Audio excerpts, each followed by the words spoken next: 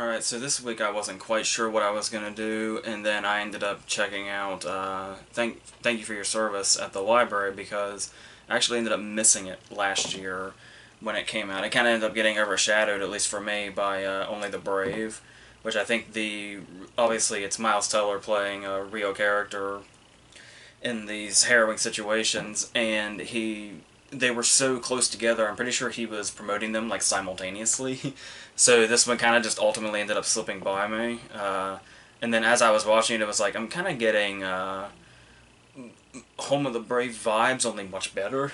And then I thought, well, might as well kill two birds with one stone, and I'll just go ahead and do this for this week to kind of catch up on last year and have something for this week. So that's what we're going to do. And obviously, you can probably already tell, especially if you know me, that there's a good chance that one of these was always going to be better than the other in my eyes. Because obviously, Home of the Brave came out about in 2007, I think.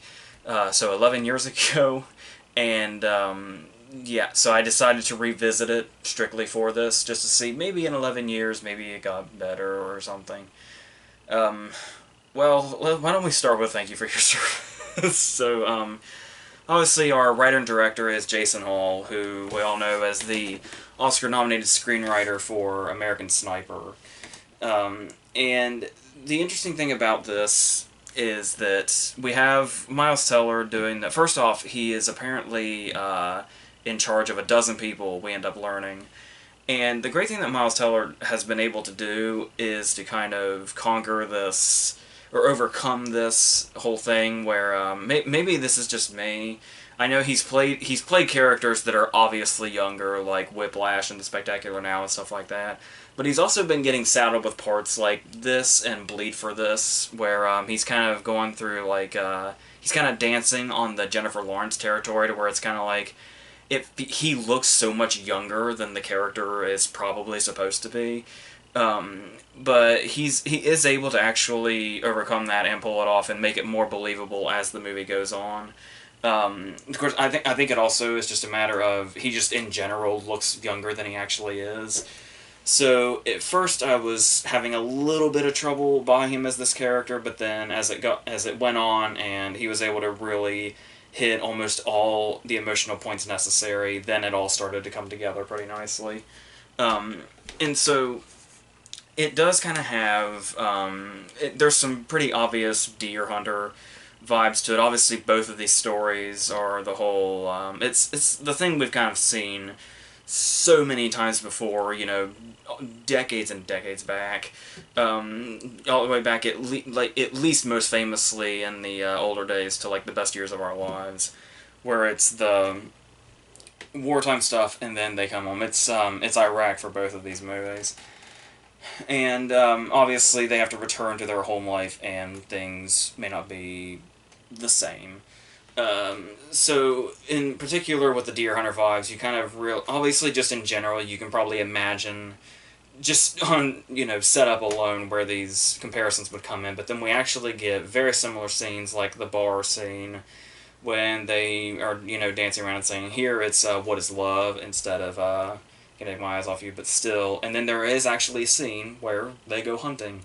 It's definitely much more played up for the oh, look how much war has affected them, as opposed to the more contemplative thing they were doing in the Deer Hunter. Even though this is the post-war, so it is kind of like maybe this is what the deer hunting scene in the Deer Hunter would have been more like if it had been after the war scenes in that movie. Maybe. So obviously those comparisons are inevitable, but it still kind of eventually falls into its own. But then we also have a couple of other characters here that are with Miles Teller's character. Actors that I'm not familiar with. I think one is from New Zealand, and he ends up playing a really major part. A character named Solo. No, I'm not confusing him with the other movie I reviewed this week. That's just a weird coincidence. And he gets his own side plot, and there's also a third guy. And we kind of like Home of the Brave does. We kind of split up and follow each of them individually, but ultimately they are still kind of something's always kind of bringing them together at some point. And early, like way early in the movie, way earlier than I would have expected. This one of these stories to kind of reach its peak moment. There is a moment like half an hour in when there's kind of a shocking turn. It probably wouldn't have been as shocking if we were to watch it really play out and it kind of build up through the movie, because we can tell one of them is particularly troubled, especially what he comes back to. But it reaches its moment so quickly that it is jarring and it can be effective, but I do think it might have been just a little more effective if we had a little more time to build to it and if we had gotten to know him just a little bit. It almost feels like it's really, really rushed to get there, especially with like how it cuts almost instantly to the funeral scene that follows this.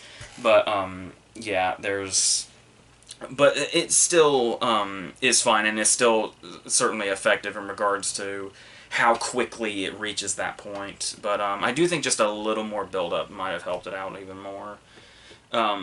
And talk about the opening scene, because in these movies you always have to have at least one scene that shows you what they were in before they came back, and this is probably one of the more effective moments of the movie, which works. It doesn't always work, but this one finds a way to do it where we are just instantly, and it could seem like, very obvious, shock value or whatever, but it really plays itself up in this really disturbing way.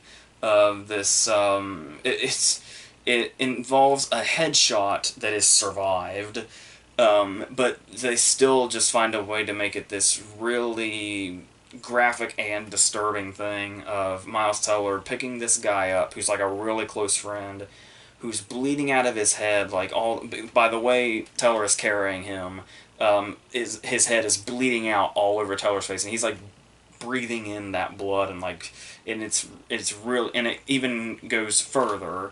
And like I said, even though it doesn't result in fatality, and it actually ends up leading to one of the more optimistic points in the movie, it's a really big start to show you the horrors of what exactly they saw, and the way it kind of goes into how when you look at like the other territory this explores, which isn't just oh, they saw shit and then they came home and it's like they have to deal with everybody in their life who hasn't seen that shit and they're trying to cope with each other. But the way the movie takes the approach of like the guilt that they feel, not just like what happened in this situation in the opening scene, but just kind of that general feel of that you can't really save everybody, and you're gonna see a lot of death, whether it be the people over there or the guys that you know. And then to feel that guilt that you couldn't save everybody, or more specifically your friends, and then to come home and have like complete strangers just kind of blindly calling you a hero, and it's like the guilt that lies underneath that. It's something that it explores really nicely, and something that a lot of movies tend to kind of gloss over, but this one really hits those notes really well.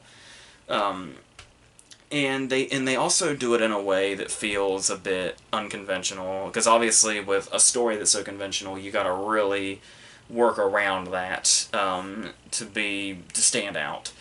And they're able to do it in a way to where it doesn't feel really overblown for the most part. It does get there a couple of times, and we'll get into that, but I mean, I'm talking about scenes like the racetrack, when Miles Teller's talking to his wife, and she's like basically trying to get into his head and kind of wonder, like why does he just kind of blankly stare off into space, like what did he see and all that. But it's downplayed, and it doesn't end with him like having an outburst saying you don't understand and stuff like that, or you weren't there or something, the shit that's in Home of the Brave. But the scene kind of ends with him just being really calm and and it feels real too, which really makes it up. It doesn't feel like it's overblown for the sake of being a movie. He just kind of casually says, like, you don't want to know, or whatever, and he just gets up and kind of walks away and kind of stands on his own. And it really says everything it needs to without having to be this big, blow up or whatever. So I really definitely appreciated that. Now, I say downplayed, there are times where maybe it's a bit too downplayed. Because we do get, like, the entire middle does feel a bit, you know, somewhat flat and kind of mundane. I understand mundane may be the point because it's the whole when you come back and how life just kind of seems so almost like you're on like a movie set with like no actors. It just feels so kind of empty and quiet and weird. Stuff that was explored in the Deer Hunter, sure. Yeah, it does feel a bit too like the middle is just kind of you kind of are waiting for maybe things to start taking off in whatever direction, but it just kind of feels like it just kind of flatlines for a little bit.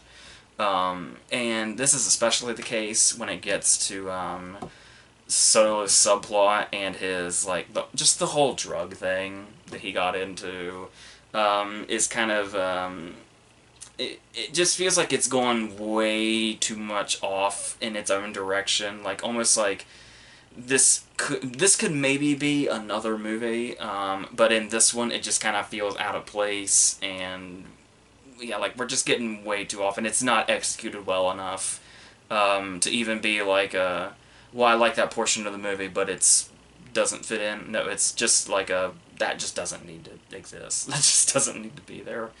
Um, and there's also stuff like the really weirdly cast Amy Schumer. I do kind of like what they were doing with this story with her, where we're building up how her husband was killed, and it's just kind of mentioned vaguely in dialogue, with her occasionally having scenes like, you know, what happened, I need to know what happened, or something like that. And they kind of shroud it in mystery until they play it out at the right moment, as we're kind of coming to a close. And that's fine, but it's still an odd, like, kind of distracting bit of clear stunt casting that it's Amy Schumer of all people. I'm not really sure what the point of that was, especially since she's only in it for like a minute or two. But yeah, that kind of I do like that portion of the movie as a whole, and the way they kind of made that kind of push us towards a closure before the movie ended, more or less. So yeah, and like I said, there are definitely things that are a bit heavy-handed, especially with the Solo story. There is like the scene when he sees the dude in the food court screaming when he's talking to Keisha Castle Hughes from Whale Rider, who plays his wife.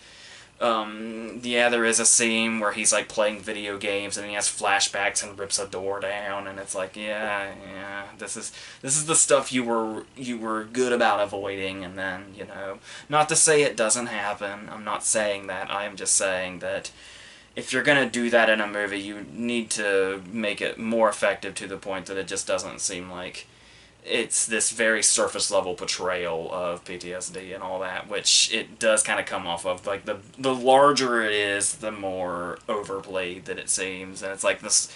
The calmer moments definitely feel a lot more real, I guess. But I know, yes, I do know that all these things do happen. So yeah.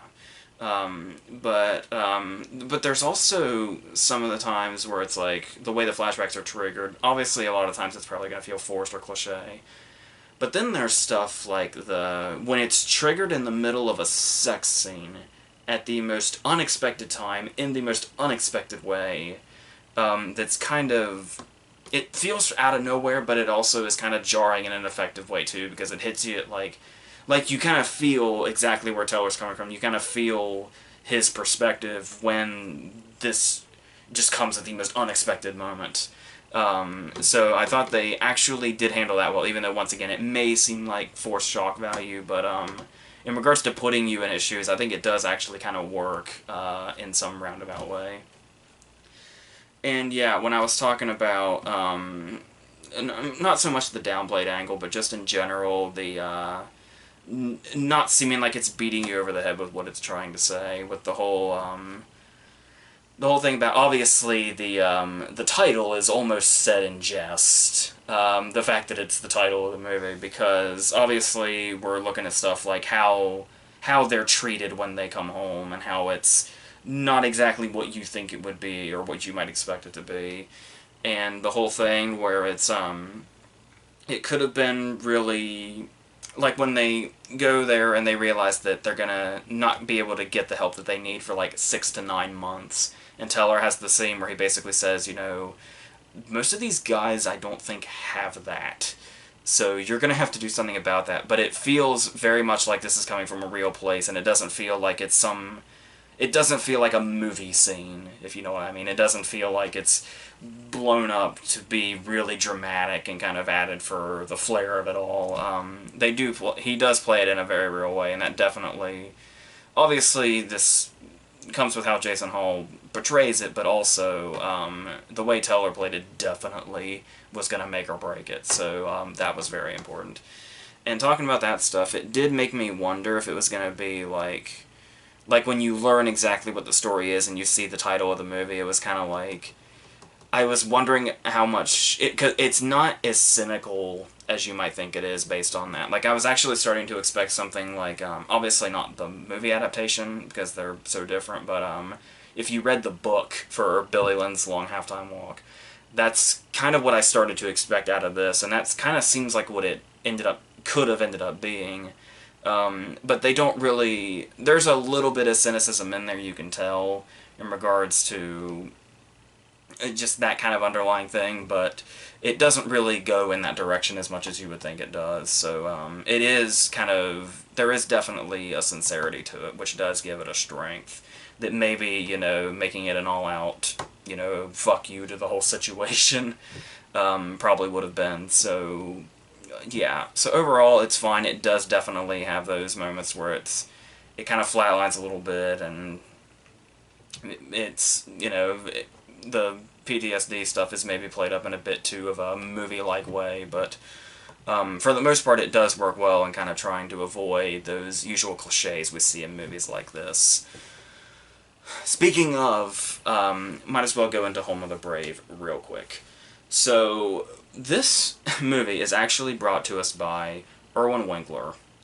If that name sounds familiar, he produced Goodfellas, he produced Raging Bull, he produced Rocky, so he's got an Oscar or two under his belt, I think.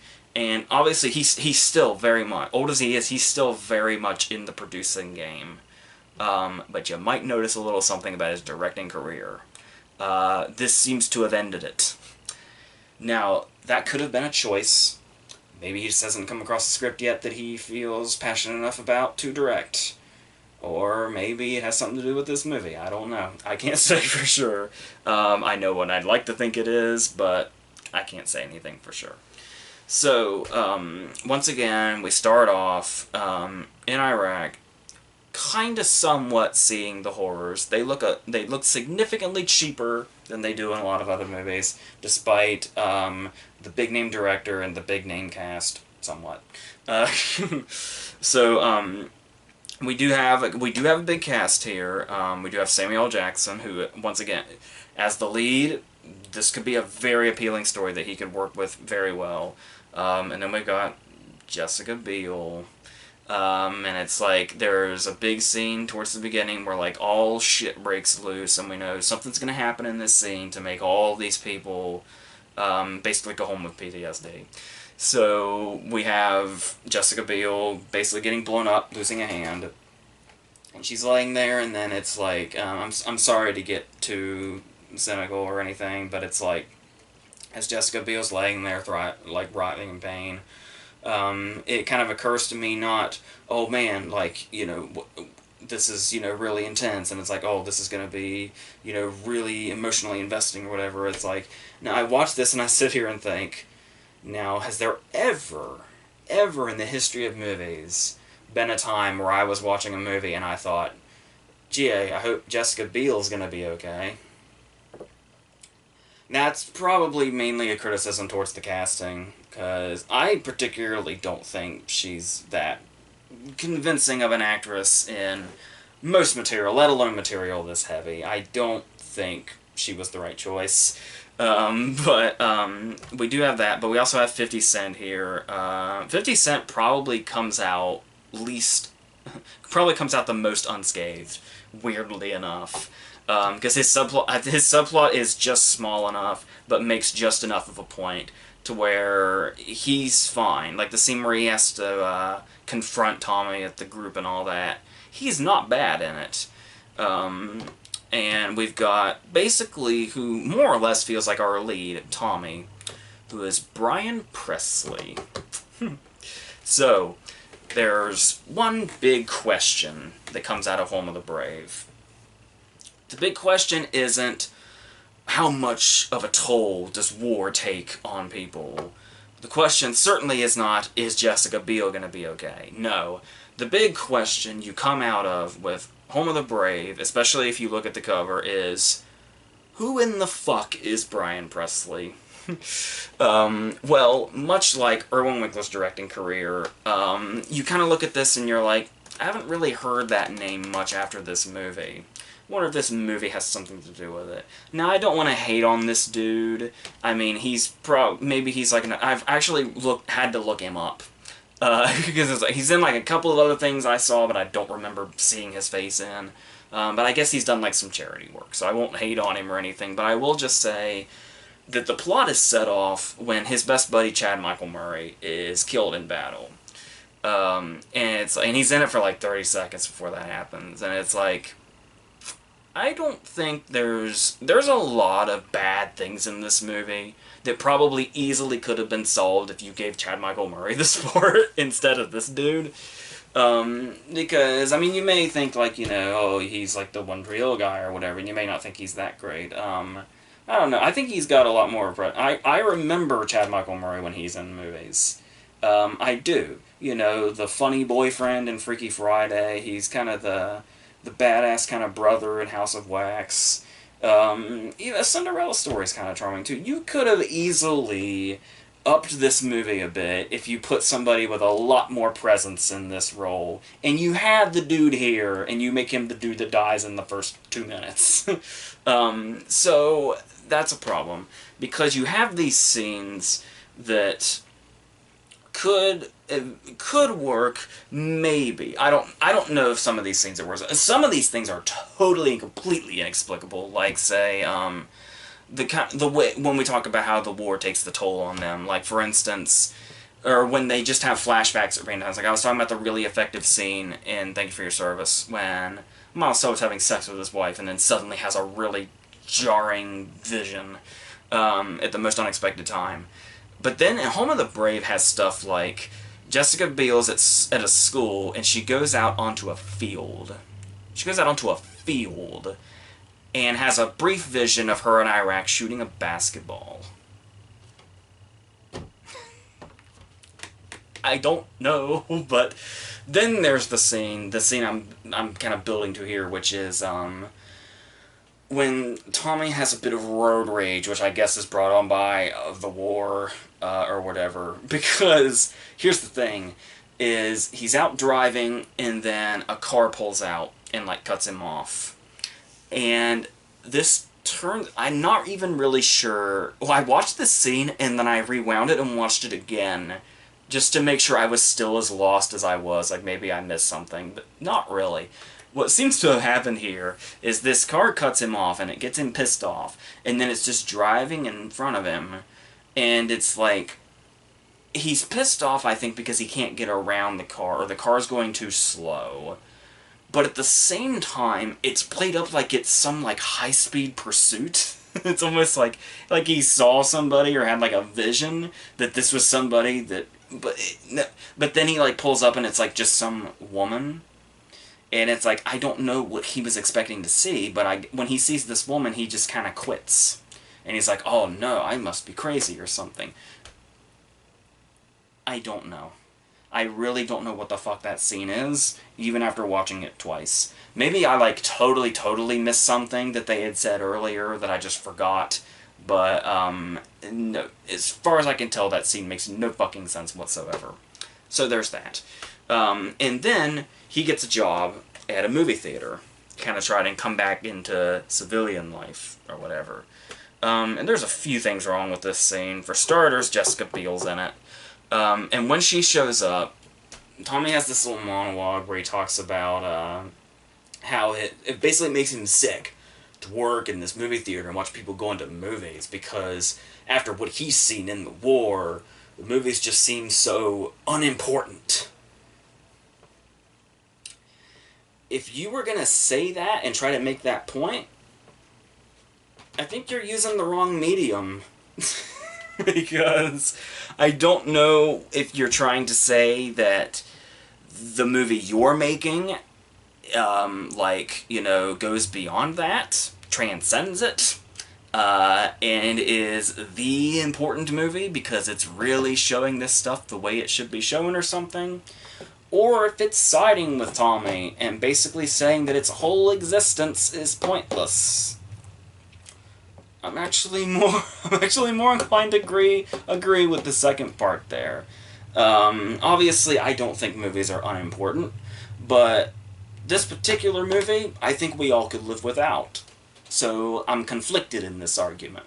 And apparently the movie is too, because it's a fucking movie. But the scene goes on, and they basically, even though Jessica Biel has 3 potential bachelors here, because of course, give the woman the romance plot or whatever. So she's got her ex that just seems to be able to materialize wherever she is. She's got the dude that she's ultimately gonna go towards, which is just some dude that works at the school with her. But then you've got this thing here that basically seems like it's eventually supposed to be just a platonic thing, like, oh, we've been to the same place, so we share the, hostile environment we once had, and now we're both trying to deal with this. But it plays up like it's the start of a really bad romantic comedy, but trying to fit in the other stuff with it. Case in point, he walks up to her, and it's like he's gonna hit on her or something, and this is the line that he uses. Don't worry, there aren't any snipers, I checked a couple hours ago. And then they keep saying hoo-ah to each other. Like, it's... it's like... I don't know, I thought that would be maybe a little inappropriate, but I'm not Jessica Biel, so I can't say. And I didn't see what Jessica Biel saw, so I can't say for sure. So, you might be wondering what Samuel Jackson could possibly be doing in this. Well, he's obviously trying to find any shred of dignity that the movie might have. And he does do his best to bring that. And for the most part, he does it fine. He's obviously playing a very tired role with very tired lines. But he's Samuel Jackson. He can work through stuff like that. He's done it many times and elevated it. But sometimes there are things that just can't be saved. So you have this... you have a lot of these scenes with just big-ass melodrama. So in these very soap opera scenes. And some of them even feel like... there's the point in time when she's like... at one point, it gets so dramatic that it's like one of her big breaking points is that this person is so incredibly fragile that her kid is playing with a remote control car. Now, she's already snapped at this kid for no reason, like twice. But then this particular scene, she's walking around the house carrying a laundry basket, and this kid's remote control car hits her in the side of the foot. It just rolls itself on up and just runs into the side of her foot. This knocks her to the ground entirely. That's what I mean by big, overdramatic soap opera scenes. The stuff that's not in Thank You for Your Service, for the most part. But then we get scenes like her with her ex, where it's like, obviously one of her hands has been blown off, and she has to have this comical, fake hand that she has. Obviously in another movie, another more well-done movie, this would not be comical at all. But this movie manages to make it so. And then we get to a point where she's arguing with her ex, and he says, she's being very standoffish, so he says, well, you've proved one thing to me. You only need one hand to push people away. Or you don't need both hands to push people away, whatever it is. And it's like, that doesn't feel like a line in a movie like this. That feels like something you would say at a roast. Like, when he said that, I expected it to, like, cut to a dais of comics laughing. So we get shit like that.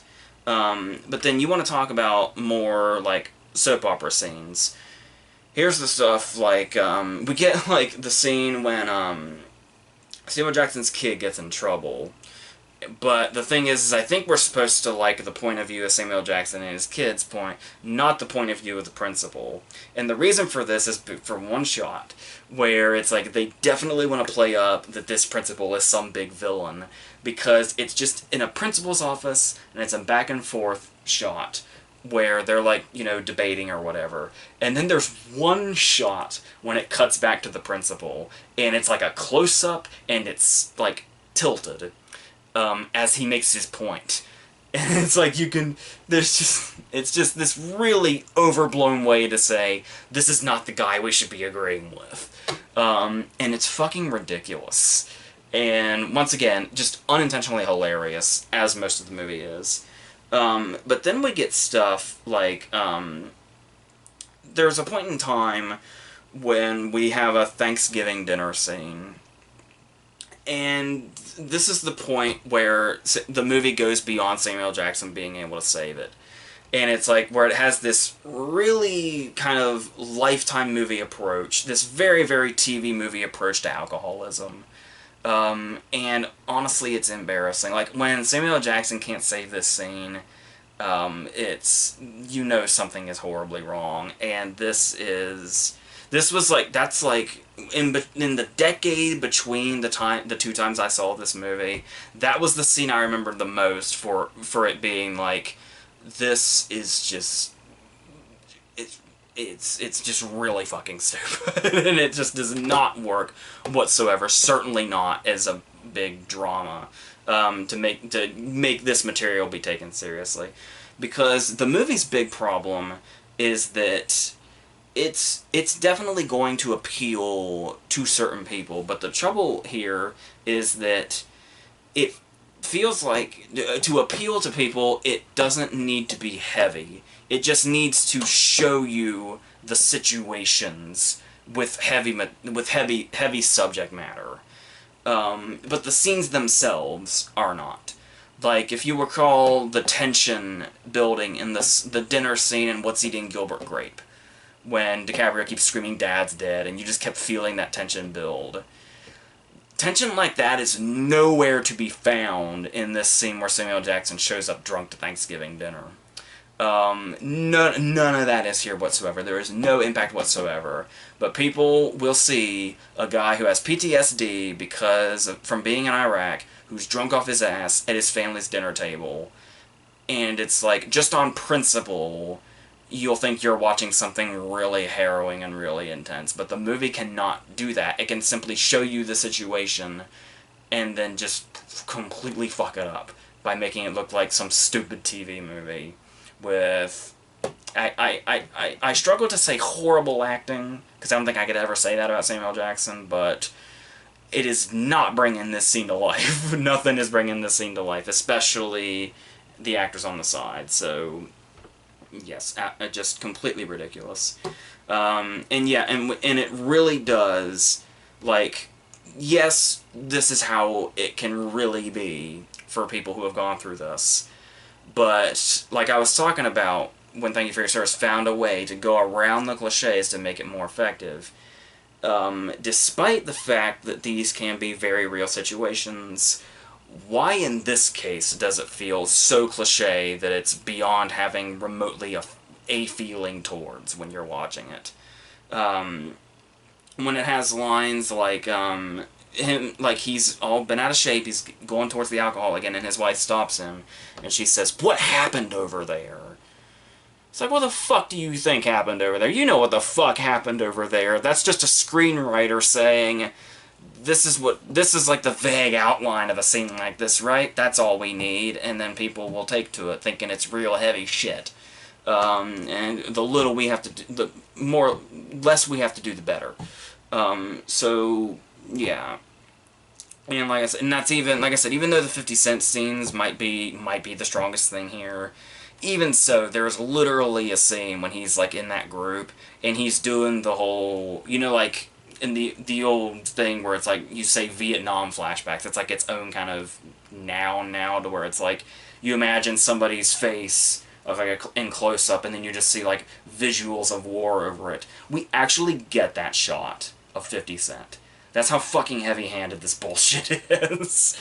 Once again, not reaching anything whatsoever. So yeah, and like I said, it's so generically told with like no meat and no sincerity. It's just one big ass TV movie that just happens to have R-rated language in it, and that's what it is. And like I said, it's not gonna work just because of what the content is. So yes. I believe back then I called Home of the Brave one of the one of the worst movies of that year, like the bottom 10 worst of that year. I haven't, looked at a list of movies from that year recently, but I wouldn't be surprised if that's still the case. So, yes, just embarrassing for everybody. Weirdly enough, except maybe for 50 Cent. So, there is that. Oh, but big serious movie. Big serious movie. So he's Curtis Jackson in this, but we know who he is. So, which of these do I think is better? So, with that said, I think we're going to finish this up. I am not sure what is going to be next. I know I eventually, like in the next few weeks or so, want to do Gus Van Sant's Death Trilogy. So I might be looking into that, and some other things. So yeah, and reviews, I don't know what the hell is coming out anymore. So but yeah, we'll look into whatever needs to be looked into. But until then, I think we're done here.